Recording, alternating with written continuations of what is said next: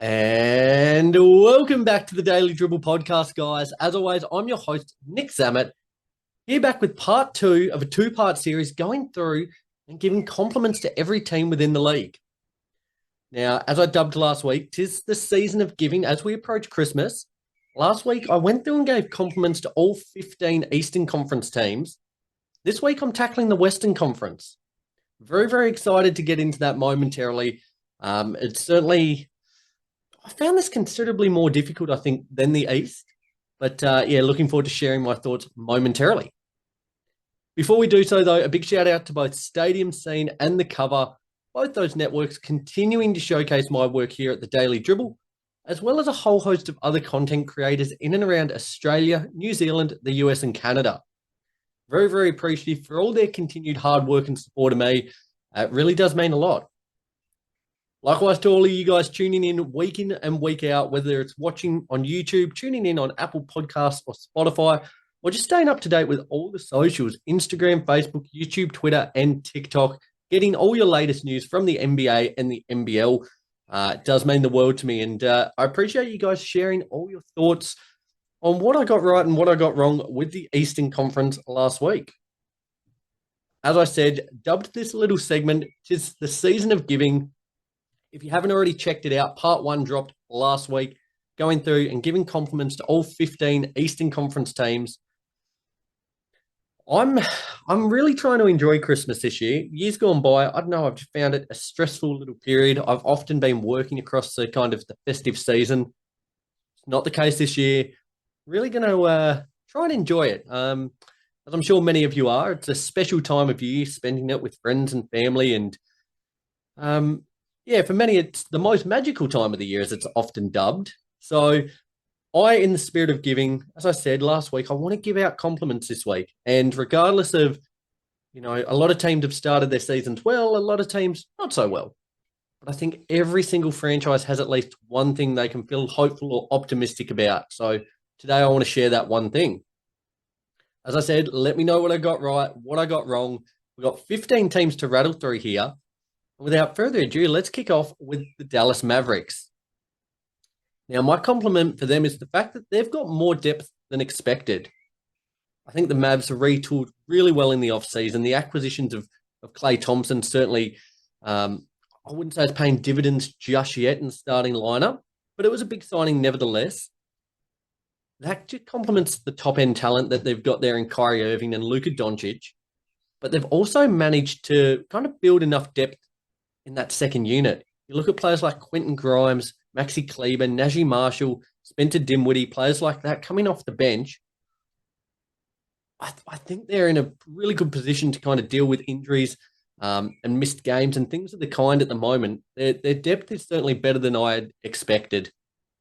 They've had a bit of a slower start to the season, yet I feel like they're starting to click into gear. Luka's missed a little bit of time. Once he returns, I just feel like they're a team that's going to start putting the correct, formula together. It feels as if there's been a bit of an ironing out period, as there has with many franchises within the league. But I feel like they're starting to click, and should they click to the potential I think they could, as I said, going into the season, I feel like they're a championship caliber team. They haven't looked like it thus far, but I think with the depth, they're going to go deep this year in the playoffs. So watch out for the Mavs. To the Denver Nuggets, my compliment for them is the fact that you still have the league's best player at your disposal. Now, until someone else is crowned otherwise, he is the guy. 3-time MVP of the league, and he's continuing to play, again, at MVP level. What he's doing at the moment with Aaron Gordon injured, with MPJ and Jamal Murray being pretty inconsistent, you would say. The bench is shitty as well at best. He's had to do a mountain of work. 30 points, 14 rebounds, 11.5 assists, and shooting an absolutely ridiculous league-leading 56% from three. This guy's a cheat code. And, what an asset for the Nuggets to have. I feel like if you've got Jokic, you've got a chance. And, again, another team that started a little bit slower. They really need better performances out of MPJ, Jamal Murray. They need Gordon back. They need a better bench. Like, when their bench comes onto the fold, they're getting blown out of the water. they need someone to come with Jokic because, as I said, 30 points, 14 rebounds, 11 and a half assists. They are better than his MVP season stats. So incredible stuff there. Could well be marching towards a potentially fourth MVP. We'll assess that as the season goes on. But yeah, putting up phenomenal numbers and is undoubtedly still the league's best player. To the Golden State Warriors, compliment for them is the fact that you're going to have fresh legs. Now, Steve Kerr is rolling out a very deep lineup at the moment. Even despite DeAnthony Melton going down with a season-ending ACL injury, the Warriors are rolling with a 12-man rotation. I think they've got a really nice balance at the moment of both youth and experience. And despite everyone playing less minutes at the moment, some of the heavy hitters in the team, Draymond, Steph, Wiggins, they're racking up wins. It's a really nice position to be in if they can, this reduction in minutes is certainly going to be advantageous come the postseason. As long as they can keep getting wins, getting runs on the board, I don't think there'll be any issue with playing these guys reduced minutes. I think it bodes really well for them. As I said, heading into the postseason, Draymond and Steph in particular, they're not getting any younger. So the fresher you can keep them, I think the better that will bode for them later in the year. To the Houston Rockets, my compliment for them is you guys have the second best defense in the Western Conference. Now, with some of the young run-and-gun type players that they have, this kind of surprised me. At the moment, in defensive kind of rating in the Western Conference, they sit only behind the Thunder, who are giving up 103.6 points per game. The Rockets sit at 105.1 points per game given up. Now, they currently sit third in the West. They're building a really, really, really good season. I thought they would be a super solid team. I didn't envision they'd be that high at the moment. But if they can keep up this defensive intensity, I think they're poised to go deep in the postseason. They've got a nice mix of size in Jabari Smith and Alperen Sengun. While sneaky guards in Van Vliet and Green, they provide opportunity for steals. I don't see any reason as to why this defensive prowess that they've shown so far can't continue. We know they're going to get points. Jalen Green, Sengun, Fred Van Vliet, Dylan Brooks, Jabari Smith, that starting five they've got, they're going to put up points. But if they can keep things ironed out on the defensive end, they should be a team pushing for home court advantage based on what we've seen so far, which would be a fantastic result for them. The LA Clippers, my compliment is the fact that you're still waiting on your best player to come back. Now, I think the Clippers have done a fantastic job of keeping things afloat whilst Kawhi Leonard's been out. Reports suggesting that he's only a few weeks away now. Norman Powell, James Harden, Ivica Zubac there have all done really well to put them in a pretty respectable position at the moment. They'll certainly be hoping once Kawhi comes back, they can put the foot down. He's certainly one of the best two-way players within the league still. I don't think they're in that top echelon of contending teams. But if Kawhi comes back and looks dominant, they're probably in that second to third tier, which would make them quite a threat. You wouldn't want to rule them out heading into the postseason there. So I think that bodes really well if you're a Clippers fan. You've got a new stadium. The boys are rolling. Some fantastic performances out of those big three players that I mentioned, Powell, Harden, Zubac, and you're still waiting on your best player to come back. Not a bad position to be in. Heading to their crosstown rivals, the LA Lakers, the purple and gold, my boys, my compliment is that Dalton Connect looks like he has star potential.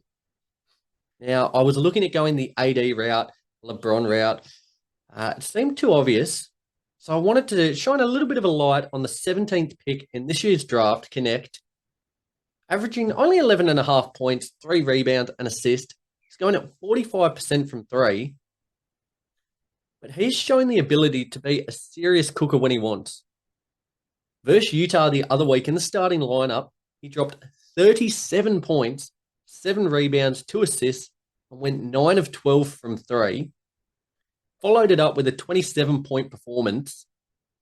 I feel like the first week or two took a little bit of finding his feet, and that's certainly to be expected, a rookie there.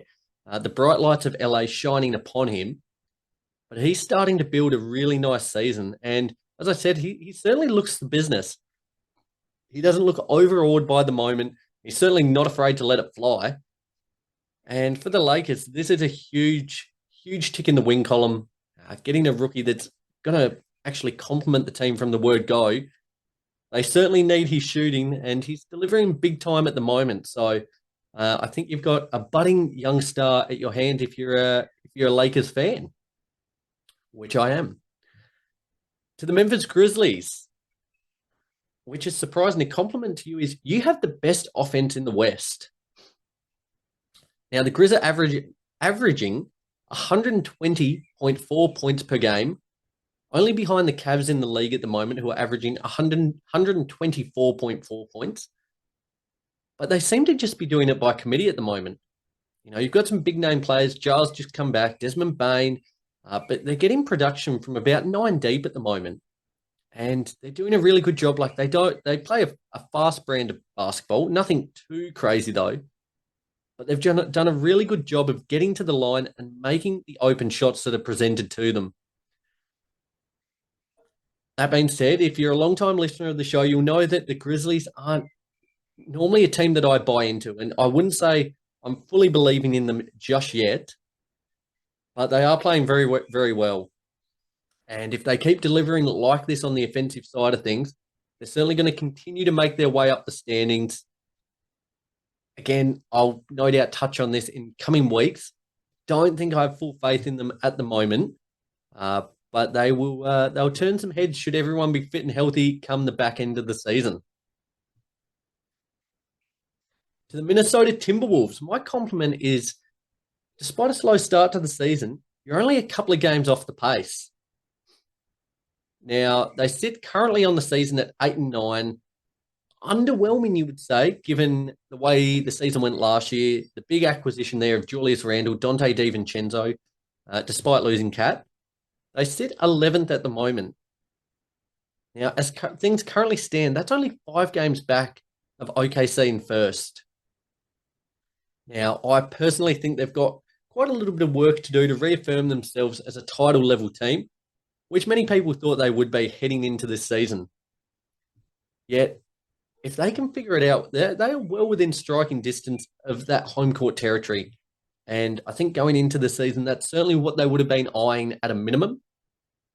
So, as I said, despite the start, 8-9 on the season, no reason to ring the alarm bells just yet. Certainly, as I said, been an underwhelming start, but you're still only a couple of games off the pace. No reason to panic just yet. And should things click like we've seen, some really fantastic performances from Julius Randle. He's also had some ordinary ones. Likewise, I think DiVincenzo's been super quiet this year. Done nothing to benefit my fantasy team. He's about to get he did get the flick the other day. I did drop him the other day. But if they can get things ironed out, there's still plenty of time to charge up the standings. So that's a positive there for Minnesota. For the Pelicans, I couldn't look past the fact that a positive is there's plenty of reinforcements coming back. Now, I don't think any team within the league has been hit harder with injuries, in particular to their top-end talent. Really started from the word go with DeJounte Murray going down, Zion, Brandon Ingram, CJ McCollum, Herb Jones, Trey Murphy. They've all missed extensive time. And, it's got them hanging down the foot of the Western Conference standings at the moment. Going into the season, I was really high on this team. And when they're fit and healthy, I think they've got the makings of a top 2 or 3 kind of seed within the West. I personally hope we get to see that sooner rather than later. They've got a lot of ground to make up. But if this team can fire with the talent that they have and get these pieces back on court as soon as possible, they could hopefully make up some ground and push towards a play-in spot, hopefully. But they've got a lot of work to do on their hands. They've dug themselves quite a hole to this point in time. But as I said, with that talent they have at their disposal, nothing's out of the question just yet. There's still time to claw back. For OKC, My positive comment is that Shet's injury happened early. Now, OKC currently lead the Western Conference, sitting first in a really comfortable position. Chet Holmgren, I think he's got probably another 4 or 5 weeks at least on the sidelines there with that fractured hip. But I think a compliment for them is that they've got enough pieces, enough players, enough talent to keep things rolling whilst he's out.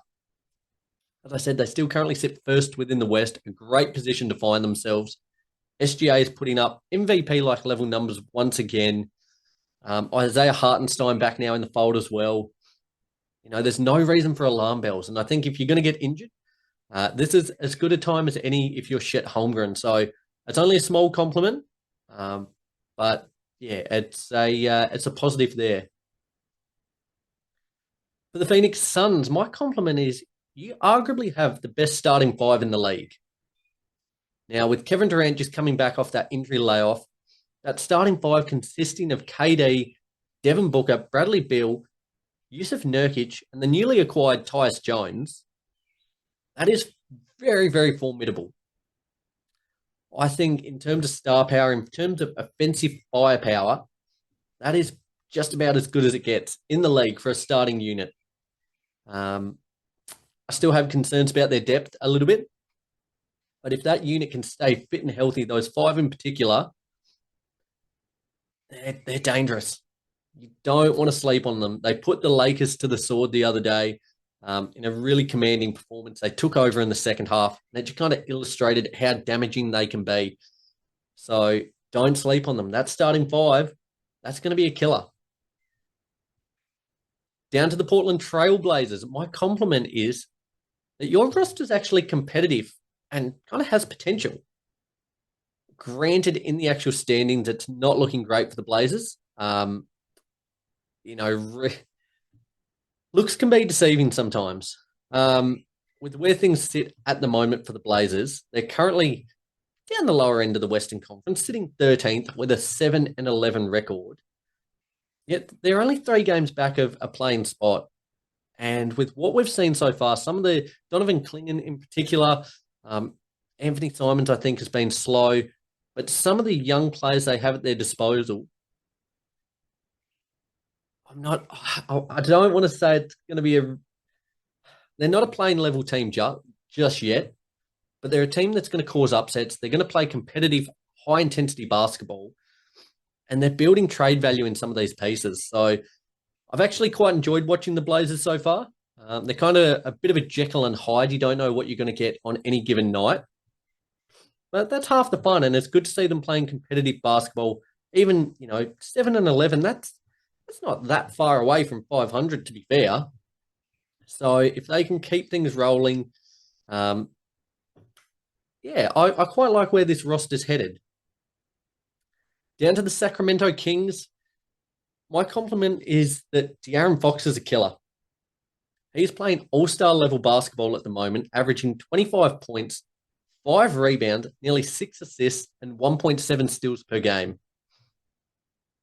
Some of the performances he's put up thus far against the Kings, I don't know, you'd probably say an underwhelming start to the season, given the acquisition of DeMar DeRozan. They currently sit 12th at 8-10 on the season, but Fox has been outstanding. And, if the Kings had got a few more wins on the board, he'd probably be up there in MVP talk, I would say. Unfortunately, that's not the case at the moment. But if he keeps on the way he is, you would envision All-Star, you would envision potential All-NBA if it was to be picked now. A fantastic season from him. And I tell you what, the Kings certainly need this level of production out of him. Hopefully some wins can go with it. But De'Aaron Fox, next level this season. To the Spurs. Now, what a fun team they are. They sit in a playing position at the moment, 10-8 on the season, winning their last 4 games. My compliment is the additions have helped. The off-season additions, pardon me, namely Chris Paul and Harrison Barnes, bringing a little bit of competency, a little bit of experience. It's really helping nurture those young players, in particular Victor Wembanyama. They are looking like a really formidable basketball team. They only sit 3.5 games back of first, which is just absolutely mental. 7-3 in their last 10, building really nicely. Wemby's just missed a couple of games, returned the other day in their win over the Jazz. I tell you what, like they're a team to be feared. They're certainly not going to be a pushover, given where things sit at the moment. As I said, they sit 10th. They've got some decent teams following them, like the Timberwolves, the Kings. The Pelicans are, they're 6 games back. I think there's probably maybe a little bridge too far unless something drastically changes. I don't know. Could they hold on? How good are this team? Are they better than the Wolves? Are they better than the Kings?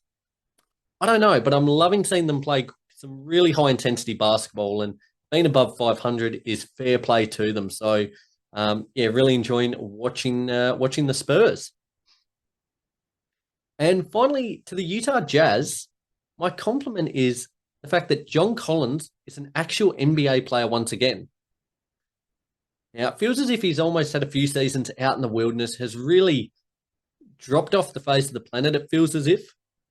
This year, he's had a resurgent season thus far, averaging 18 points, 8.5 rebounds, and 2.5 assists. Super, super solid stuff. He's certainly re-establishing himself as a trade asset, if that's the route they want to go. But if they look to keep him, he's actually playing some valuable minutes, valuable production. The Jazz, again, really, they're kind of just looking to the Cooper flag, a sweepstakes.